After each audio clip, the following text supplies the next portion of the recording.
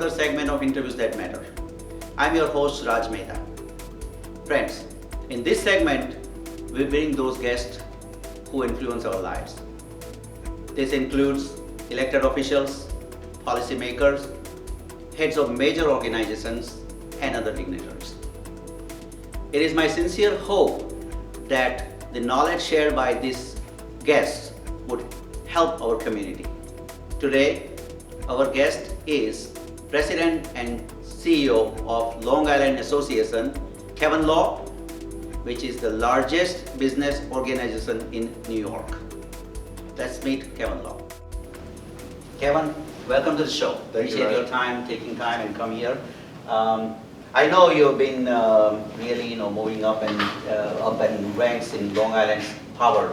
I call it power list, and that we'll talk about it a little later. But first, right now you're the president and chief executive officer for Long Island Association, which is the largest business organization in New York.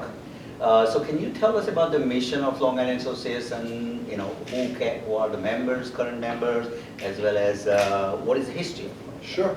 Thanks, Raj. Happy to be here. The LIA has actually been around for 86 years. We essentially are Long Island's Chamber of Commerce, okay, for a lack of a better term. A lot of the villages and downtowns have a Chamber of Commerce and geared towards more of the retail issues and driving foot traffic into the stores down in our downtown areas. We are different. We don't get involved in those types of issues, sidewalk beautification issues and retail type of events. We get involved in public policy issues for Long Island, whether it be in Hauppauge, Mineola, Albany, or Washington. We are advocates for the business community. Every organization or stakeholder group has some type of organization advocating on its behalf, whether it's environmental organizations or social service organizations, all great organizations. We sort of become the mouthpiece for the business community because they need a voice in government, especially in these challenging economic times. Okay, so who should join LIA? Who are the typical perfect members? Our members are very diverse. There's a perception that we're only a large business organization, and we certainly have some of the largest employers on Long Island. Mm-hmm. But we have a lot of sole proprietors and small businesses as well. So we run the gamut, and the reason why businesses join the LIA is one, because they want to help shape policy for Long Island, but two is for networking opportunities that we do. We have a lot of committee meetings. We just had one this morning on energy, and it's an opportunity for businesses, large, small, and medium, to network with other businesses. And then we provide some services too, to our members. So depending upon what you're looking for in terms of either advocacy, networking, or services, we could probably have something that interests a business to join us. Like, I know that small business also can participate in health care, health insurance or something. Yes, program. Yes, we have a health insurance exchange. It's interesting. President Obama put in the Affordable Health Care Act, which the Supreme Court is currently reviewing and may decide as early as this week, in the third week of June here. But we've had one for 18 years. And we service the health insurance needs for small businesses, and that includes right now from 1 to 50 employees. Okay. And under the President's proposal, that'll go from 1 to 100 employees. And what we do is, it's really the small businesses, and most of our members in that category are under 20 employees. Okay. And what that allows them to do is pool all of those businesses' employees, mm-hmm, so they can get a rate comparable to a larger company. Okay. And so, and what it also does, it provides the employees with a choice, a whole cafeteria menu, mm-hmm, of different healthcare benefits. Whereas if a small business was looking to provide insurance, health insurance for its employees, typically they would just get one plan, and all the employees would have to accept that plan. By coming to our Health Alliance, you have a whole selection of plans at the same cost. So it allows you to provide, as a business owner, a different set of benefits to your employees. Not, you'll have some employees who are single, you'll have some employees with no kids, who are married with no kids, and you'll have some employees married with multiple kids. And so, depending upon what your family situation is, may dictate the type of policy you want. So we offer that as well. So then if Supreme Court agrees with President's plan, then obviously many people will be, I guess, have to give insurance to their employees, and they can easily, join this plan, right? Yes, and the pool should get bigger, because now we'll Right. be able to service up to 100 employees. And most of the businesses on Long Island, are 20 employees or less. Over 90% of the businesses on Long Island have 20 employees or less. So yeah, that should increase the pool of businesses that could take advantage of our health insurance policies. So you've been president for 2 years almost? Almost 2 years, 2 yes. years, right? Yes. And then, you have initiated a number of initiatives to do a lot of good for Long Island. Can you just describe us something? Sure.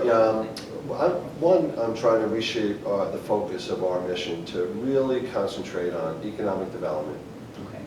job creation, and trying to improve the overall business climate here in terms of tax and regulatory policy.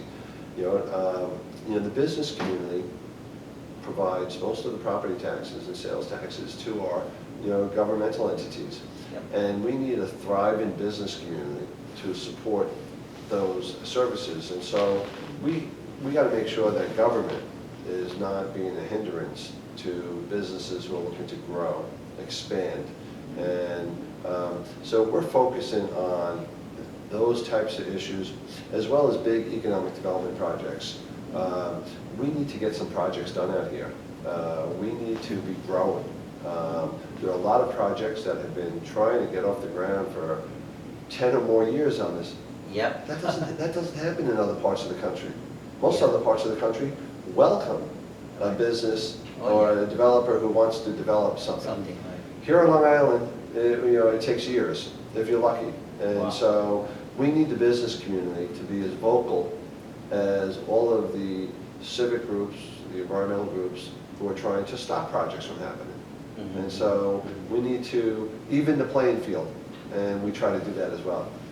So right now, yesterday's news, they reported that unemployment is still high in Long Island. And there is a lot, right now, not good times, right, Right. obviously. So what are your plans for creating more jobs, in Long Island? Well, yeah, you're right. The economy is still struggling, a bumpy recovery at best. I guess the good news is that the unemployment rate for Long Island is lower than all the other parts of New York State, but it's still too high. Right. And so what do we need to do to create more jobs for our region? Well, I think there's a couple of things. One, we are a high-cost area. We have high property taxes and high energy costs. It's going to be difficult for us to try to attract companies to move to Long Island. Because why would they come here to pay high taxes and high income taxes and property taxes and high energy costs if they don't need to be here? Right. A lot of big box stores want to be here because we have high disposable income. Right. But that's not a type of business that you base your future growth plans on. We need employers who are going to pay high salaries because we're a high-cost area. So it's going to be tough for us to attract. So we need to do two things. Well, we need to do several things, but two things that we're working on. One is we need to help businesses that are currently here stay here and then grow and expand. But what we also need to do is help new businesses get off the ground here to become the future employers for our region. And that's what we're trying to do with Accelerate Long Island. Okay. Accelerate Long Island is a really neat initiative that the LIA is incubating. We have some great assets. We have some challenges here, but we have some great assets on Long Island. In addition to our beautiful parks and beaches and golf courses and our proximity to New York City, we have some of the finest research institutions in the world right here on Long Island. Brookhaven National Laboratory, Stony Brook University, Yeah. Cold Spring Harbor Laboratory, North Shore LIJ Healthcare System, Hoff Street University, the new medical school, a new engineering school, a business school, a law school. And we have all of those presidents of those institutions now working together. And what we want to do is take the research that's going on in those institutions and convert them into commerce. Commercial. And commercialize Right. that research in the areas of life sciences, technology, Right. and clean energy, and help companies grow, succeed, and become the future employers for our region. So that's where the possibilities for our region come. I think, you're very right, because, I've always heard that our inventions that are done right here on Long Island is taken by somebody else, and, they're doing very well. Right. So we really need to do that, and I think that's a good issue that you have really taken over. Well, thanks, and we need to keep them here on the We're island. going to keep them right here, that's it. So one, we need to attract Right, the venture capital to help them get off the ground. right, But then we need to keep them here. keep them. But we need to do other things to keep them here. That goes then to some of our challenges. We don't have a good diversity of housing stock. We don't have a lot of apartments. Yep. We have too many single-family homes Mhm. and not enough apartments. And the young workforce today, people are getting married later. Mhm. They don't need a single-family home with a white picket fence Right. and property to have to take care of. So they want smaller dwelling units. Mhm. They wanted access to mass transit, so near our railroad and transportation facilities. Mhm. And they want some fun things to do. And so that goes to reinvesting in our downtowns, reinvesting in our mass transit, and changing our zoning laws and our mindset about being a single-family community here, and encouraging some apartments and multifamily housing units. So our young folks are excited about staying here too, because what we don't do well here, we spend billions of dollars educating our kids, And then it goes out. and then they leave and they don't come back. Yep. One, because they can't afford a place to live. Right. Two, there's nothing fun for them to do, and they'd all rather be in the city. Right. But that's a lousy return on investment Oh, in yeah. terms of the billions that we spend. Yep. So we need to do both. We need to be reinvesting in our downtowns and our mass transit, and allowing for multifamily housing units. And by doing the Accelerate Long Island initiative, creating future employers here. So first and foremost, young people won't be here, won't stay here if there's no jobs for them. We need to make sure there are jobs, but then we need to make sure there's places for them to live. Mhm. And that those places to live are fun for them in terms of, amenities. Yep. Yep. So that's what we're working on. So I guess, this partially answers my next question. What are the top 3 issues that you think facing Long Island? Well, I would think property taxes, losing our young people, and keeping businesses here. And as I said, we began to address some of them. In terms of property taxes, the LIA, we were very supportive of Governor Cuomo and Majority Leader Dean Skelos' attempts to impose a property tax cap. Businesses need predictability and stability, and they can't be seeing 8%, 9% property tax increases every year. It's not sustainable. So we're supportive of the property tax cap. We're supportive of pension reform. What leads to high property taxes is the pension and Absolutely. healthcare benefits that all our public Yeah. employees get. That's They need huge. to be brought more in line with our private sector employees. And so, controlling those costs. Also our energy costs, that's a huge challenge. I used to run LIPA, I know all about it. What people don't understand is that 30 cents of every dollar people give to LIPA goes for debt service and property taxes. Wow, that's huge. Yes, and that's why we have some of the highest rates in the nation. Our rates would be comparable. We all pay the same for fuel, oil, and gas. Right. And labor is, in the Northeast, it's comparable. But what puts us over the top is $7 billion of debt LIPA has from the acquisition of Wilco, and $500 million a year pays in property taxes. And so by reducing the debt and the property taxes that LIPA has to pay, we can control our energy costs. So that's something that needs to occur as well. And then, as I said, investing in our downtowns and doing things to keep our young people here. I think those are, three of some of the biggest challenges that we face. Kevin, we'll take a short break and Sure. we'll be right back. Great.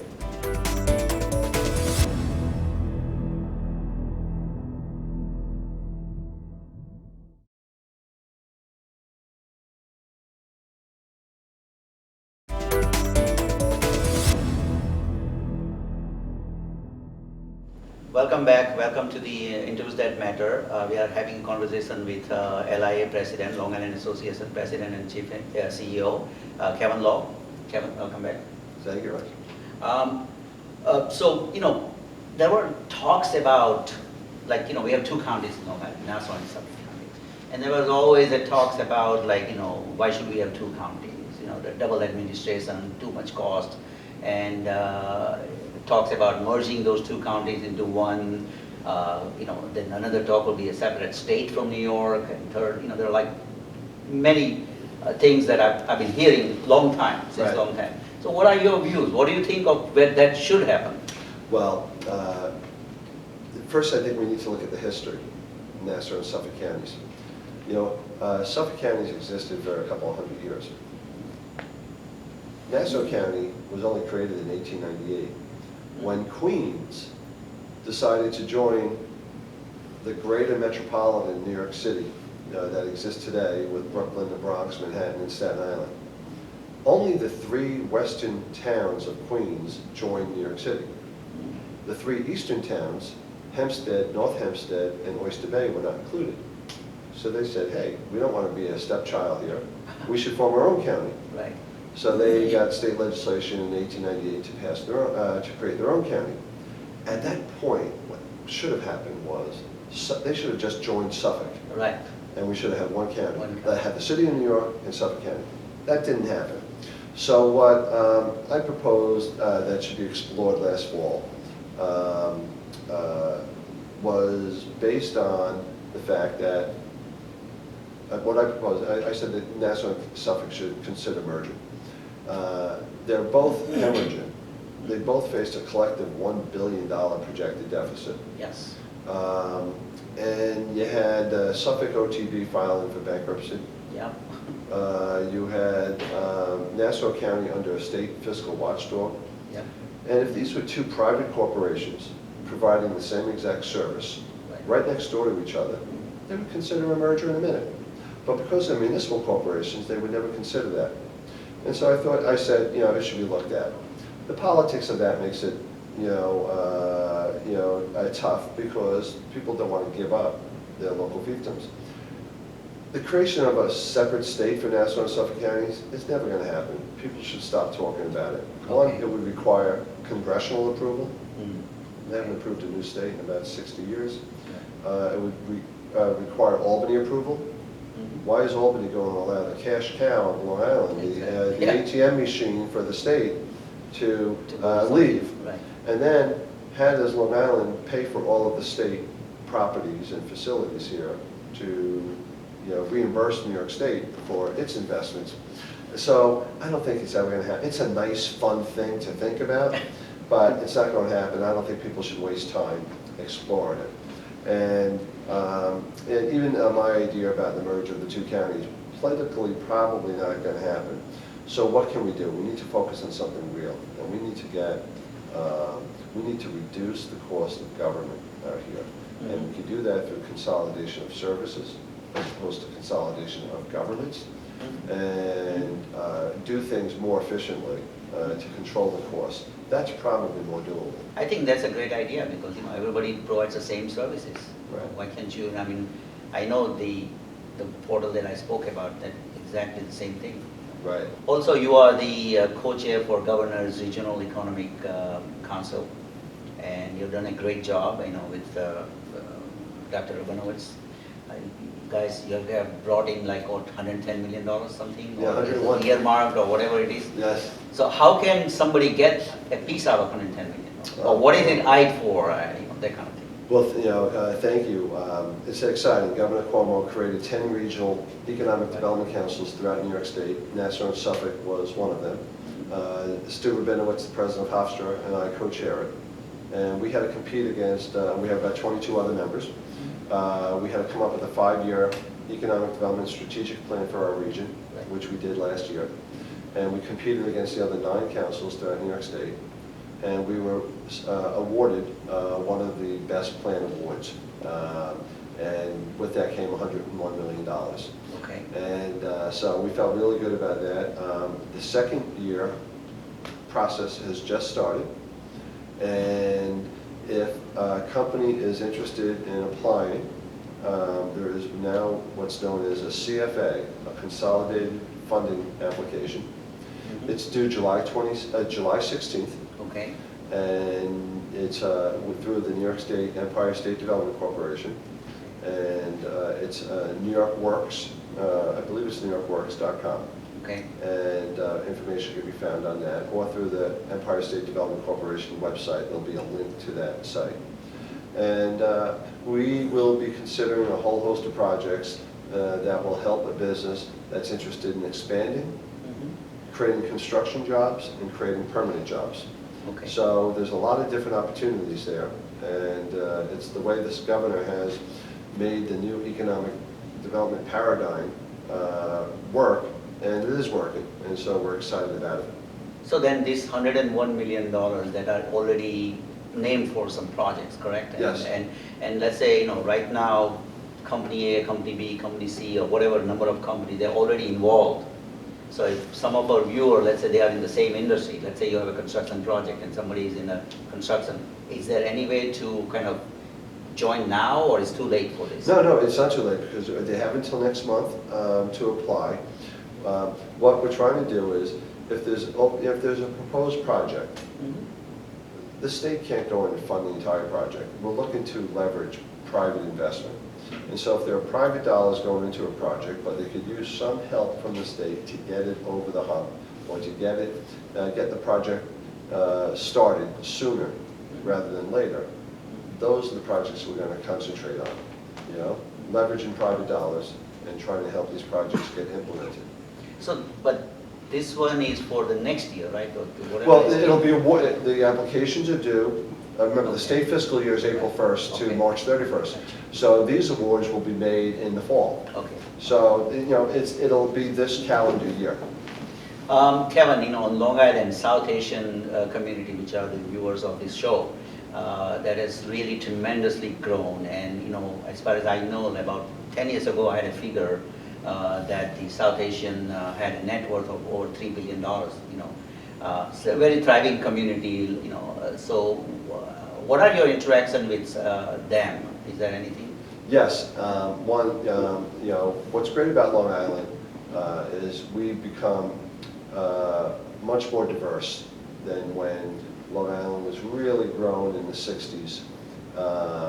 And that diversity brings strengths and challenge and opportunities for us. Right. And right now, it's the Southeastern Asian community that is the largest minority, group on Long Island, and they are making such great contributions in so many different walks of life in terms of